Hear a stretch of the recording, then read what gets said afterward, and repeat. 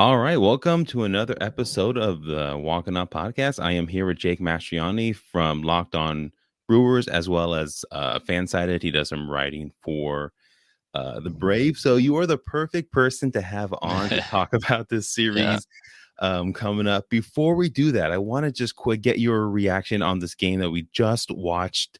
The Cardinals and the Dodgers. That game just wrapped up. We're recording pretty late, so I appreciate you taking the time to come on here. But what were your thoughts on that game, real quick? Yeah, I mean, an exciting game, exactly what you would expect from two of these, storied franchises. But it's kind of interesting seeing I believe, 37-year-old Max Scherzer go up against a 40-year-old Adam Wainwright, and those two Oh, just giving it all they had. I mean, you can tell Scherzer, really didn't have his stuff, but he's still able to go, 5 innings, give up just 1 run. Same for Wainwright, who I thought was a little better, but still just gave up the home run to Justin Turner there. So that was really fun baseball, just watching those two veterans, up there in age, just giving all they got, just true competitors on the mound. That to me was the most exciting thing about that game. But then obviously you got the walk off from Chris Taylor, who didn't even start the game. mm-mm. Been slumping, hitting terribly the past month or so, and comes in and gets the walk off homer. So yeah, that game had a little bit of everything. Some great defensive plays in there as well. Some big strikeouts. So that's what you want in a playoff baseball game right there. You got everything you could hope for. It was everything I hoped to see in that Red Sox and Dodgers game with Cole on the mound and Evaldi doing what he did. I just thought it was going to be that. And that ended up not being that way. And this game, like, it's almost midnight, and like I'm wide awake after watching that. It Yeah. would have gone on to extras, and I would have been fine with it. I don't know. That's kind of how I I feel. was hoping for extras. I didn't want it to end. Yeah, no, absolutely, absolutely. Before we talk Brewers and Braves, do you think this team has a shot against the Giants, the Dodgers here?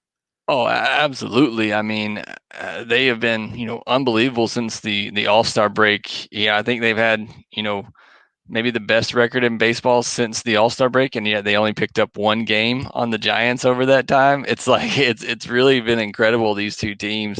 So I think it's going to be a fun series. Obviously, that rivalry is, really almost as big as the Yankees Red Sox rivalry, and we got to see that in the wild card game. Like you said, wasn't didn't exactly live up to the hype we were hoping for, but I think this series definitely will, between the Dodgers and Giants. I mean, the Giants are the team everybody's been saying all year. Eventually they'll fade, Yep. they'll fall Yep. off, and they didn't, and they held off the Dodgers. Even after they brought in Scherzer and Trey Turner, and again with the record they had in the second half, the Giants just kept winning. So I still don't know how. I've been trying to figure it out all season, how the Giants are this good, but I mean, you can't really question it at this point. So I think it'll be a really fun and entertaining series. I can't wait to watch that one. I completely agree with you. I had written off the Giants even before the season started. I didn't think they would be this good. I mean, if you just look at Buster Posey, Crawford, Brandon Belt, Longoria, they're all up in age, baseball wise. And the previous seasons didn't really give any indication that this was going to be a team that was going to take it all the way back to 2010, 2012, and 14 when this core or some of this core won 3 World Series in 5 years. But yeah, it's going to be an incredible matchup. I think I don't know who to pick. I'm sometimes I think it's going to be the Giants, and then I'm thinking, oh well, the Dodgers got all the talent, but the Giants have all the experience as well. It's just going to be a fun matchup no matter what. But let's talk about this Braves and Brewers series coming up here. The Braves were a team that were pretty much under 500 at the trade deadline. They pretty much redid their outfield. They lost one of their best player to injury earlier in the season, and somehow they are still in the postseason. What were your thoughts on this team from start to end? Kind of the ups and downs this team had gone through.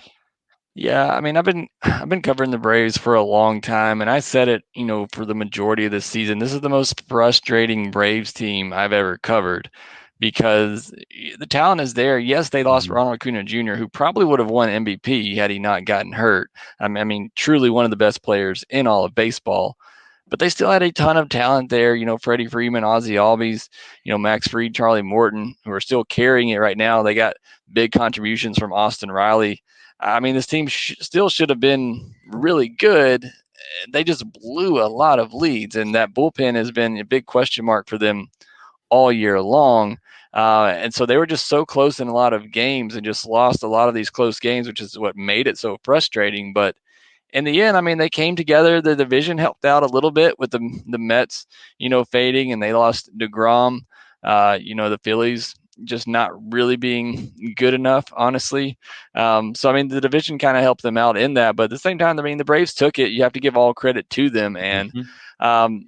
I mean, they're a good team. I think a lot of people discredit this Braves team, because of the record, because that NL East division was so bad. But I think this is a very even series when you look at it and what both of these teams do. I think there's a very even matchup here. I think you have to, if you're a Brewers fan, I think you have to be really concerned Mhm. about this series and be. I don't want to say scared of the Braves because I definitely think the Brewers can win this series, but I would not take them lightly based on the record and based on the way they got here. And you talked about it. I think you have to give a lot of credit to Alex Anthopoulos and what he did, bringing Mhm. in, retooling that entire outfield. I mean, they Yep. started the season Everything. with Christian Pache in center, Ronald Acuna in right, and Marcell Ozuna in left. All three of those guys are gone. Two of them were two of their top four hitters in the lineup, and they had to completely revamp that outfield. And if he doesn't do that, they're not making the postseason. So a lot of credit to them and those players. A lot of credit to them as well. They've come over and played great. Jorge Soler, Adam Duvall, Mhm. Eddie Rosario, Jock Peterson. They've all been great additions. So, credit to them getting it done, finding a way to get into the postseason and win that division. Yeah, and it's funny because this team is built differently than the Brewers. They hit a ton of home runs. I think they're third in the majors with 238 home runs. The Brewers were 18th with 194. So there's a big difference in a big gap in the number of home runs these two teams hit. The Braves had, I think they have 7 players with at least 20 home runs. The Brewers only have 3. Their infield, like this has to be one of the best infields I've ever seen, like from an offensive power stand. Like I'm trying to think, we have Freddie Freeman, Austin Riley, Swanson with 27 home runs. This team cannot be overlooked, and I think a lot of Brewer fans are looking at their record, like you had mentioned, and thinking, okay, this is the preferred matchup, and it probably still is the preferred matchup over the Dodgers or the Giants or even the Yeah. Cardinals, who they just completely had our number this past month. And I don't think I think we're overlooking the Braves, but if you look at their rotation, Charlie Morton, he's what, 40, and he's still doing it. He got an extension. Max Fried is pitching well. Ian Anderson had, I think, one of the best ERAs after the All-Star break, and this team is pitching well. They're hitting well. And then they still got, Freeman at first base. Like they have stars all over this team. Um, I don't Yeah, know. What you do you mentioned Freeman like he didn't win the NL MVP last year. I mean, Yeah. let's not forget this guy's the reigning MVP. All-Star, yeah. Yeah, yeah. He had he in the postseason last season, he was he was crazy good. He had 7 RBIs in 12 postseason games last year, hit 279. This season, he had 83 RBIs. Obviously, we know the story with his son telling him he got to get to the All-Star game so he can meet Fernando Tatis, which is a crazy, incredible story.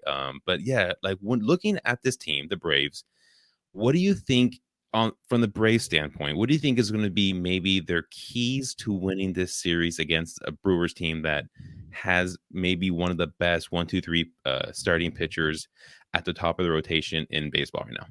Yeah, so good timing because I just finished pinning an article giving the 3 keys for the Braves to win the series. Perfect. So I'll go ahead and give a little tease there. First one is the home runs. You mentioned it up top. The Braves live and die by the home run ball. If Mhm. they don't hit home runs, they don't score, they don't win. It's as simple as that. And the Brewers pitchers are really good in limiting home runs, particularly Corbin Burnes, who only gave up 7 home runs all year, by far the fewest among starting pitchers, qualified starting pitchers. So it's getting home runs for the Braves and getting multi-run home runs as well. They have to take advantage with runners on base and make sure that when they do get a hold of one, that it's for multiple runs. That is their Mhm. key to success. Again, to me, that's frustrating as a fan to watch that type of offense, Hmm. but it works for them. Like you mentioned, 1 through 8, any of them can take you deep. I mean, Yeah. Dansby Swanson's hitting 8th. He has 27 home runs this year. So that's their formula to success. It doesn't always work in the postseason, but that's what they have to do in order to score runs. And then one of my other keys is the middle innings. Whoever wins the middle innings in this series, I think wins the series outright. With Devin Williams is a huge loss for the Brewers, and it Yeah. really makes innings 6 through 8 really sketchy. You get to the ninth, and Hader's the best in baseball, and I have confidence that he'll lock it down. But innings 6 through 8 for really both teams are pretty sketchy, and so it's whoever wins those middle innings, because the starters on both sides are going to be really good in this series, and I think both starters on both sides are going to keep their respective teams in these games. It's going to be what happens in those 6 through 8 innings and who can take advantage of the other team's bullpen. To me, that's the biggest key in this series. Who wins those innings? Yeah, and to your point about living or dying by the home run, we see a lot of teams do that nowadays. We just saw the Yankees in the postseason last night, and they are a team that really relies heavily on home runs and getting hot. And then when you don't see the home runs come in the postseason, that's sort of the way it goes when you're facing, the Burnes and the Woodruffs, Max Scherzers of the world. You're not going to be hitting home runs every single game, or multiple home runs every single game. So the Brewers, to your point, don't give up a ton of home runs, and this team hits a ton. It's going to be a great matchup between the pitching versus their offense. What are your thoughts on Burnes starting game one? I think it's the right call, especially for what I mentioned a minute ago. The Braves' offense is built on hitting home runs. Burnes is one of the best, with that power sinker and cutter at limiting home runs. So I think that's the right call. I mean, I think Burnes is your NL Cy Young winner. I think he was Right. the best, most dominant pitcher in baseball this year. I love Brandon Woodruff. He's one of my favorite pitchers to watch just because of his tenacity on the mound, which Burnes has that too. But I love Brandon Woodruff. I mean, it's an embarrassment of riches when you have those two guys who are going to finish top 10, maybe top 5 in the NL Cy Young voting. So, I mean, Burnes is the right call. And I don't think either of those guys, picking your game one starter in a 5-game series, it's about, do you feel confident that your game one starter could come back on game 4? Hmm. I don't think that would be the case for either Burnes or Woodruff. I don't think Counsell would do that. So if that's Hmm. not the case, then put your best starter in game 1, and if you need him in game 5, he's there. Perhaps if they're down going into game 4, if they're down, 2-1 in the series, maybe Burnes comes out of the bullpen if they need to. I mean, if the season's on the line, you got to do what you got to do. Oh, absolutely. But I don't think either one of these guys, had you started him in game 1, I don't think they'd bring him back on short rest. Whereas on the other side, I think the Braves would definitely Morton. bring Charlie Morton back in game 4 on short rest if they needed to. So for the Brewers, it didn't really matter because, like I said, it's going to be your game 1 pitcher is going to pitch game 1 and game 5. And if Woodruff needed to go in game 5 as well, he would be He could, able yeah. to do that. So I think Burnes is the right call here in game 1. To some numbers though, for the Braves against Burnes, Swanson is 4 for 5 with 2 home runs and 5 RBI. Ozzie Albies is 2 for 4, so he sees him well. Small sample size. Jock Peterson 4 for 9 against Burnes. So there are some Braves hitters who have seen him and seen him well, which is rare. Again, not crazy sample size, but I think they will have some confidence going into this series. The two teams split, so it's an even split between the two teams. So I would have rather have gone Woodruff first game, but that's just me. I feel like I don't know. I feel like in big moments, I feel like he kind of seems more calm, if that makes sense. I don't know. I just kind of feel like that he gives off that vibe, but more relaxed in the bigger moments. But either way, they're both going to pitch well. I think they're both going to contribute. On the flip side now, the Brewers, what are some, before we hop off here, what are some keys for them to win this series? I mean, it's pitching. I mean Yeah. that's what their advantage is. It's going to be what their advantage is throughout the entire postseason. As long as they're in there, it's going to be pitching. It's going to be Burnes. It's going to be Woodruff. It's going to be Peralta. It's going to be Hader. You know, can they keep the other team low enough to give their offensive chance to score some runs? Because their offense, let's be honest, it's gotten better in the second half with the additions of Eduardo Escobar, Willie Adames, but it's not a juggernaut. They're going to have to win games 3-2. So, it's going to be, how dominant can this pitching be in the postseason? Can they limit, some of these high-powered offenses and keep them to 2 or 3 runs and give their offense chance to work? And can they go deep into games? Yeah. A lot of times you'll see Burnes and Woodruff, run up that pitch count, Peralta especially too, run up that pitch count, and they may only go 5 or 6 innings. I think, without Devin Williams, again, I think the Brewers Yeah. are going to need these guys to try and go 7 innings if they can and bridge that gap to Boxberger and Hader at the end of the game. So to me, that's the success for the Brewers. It's been the plan of success for them all year. Mhm. It's that pitching, it's that defense. Willie Adames and Colton Wong up the middle are great defensively, questionable in the corners, both in the infield and in the outfield. Lorenzo Cain getting up there, but still really solid in center field defensively. So pitching and defense and timely hitting, I mean, that's been the key to success in baseball for 100 years, but that's what the Brewers have lived on all year long. And if they win in the postseason, that's still going to be what gets it done for them. Yeah, I know, I agree. I think this team all season has relied on the pitching, even when their offense wasn't there. Like we'd look at the beginning when they were slumping.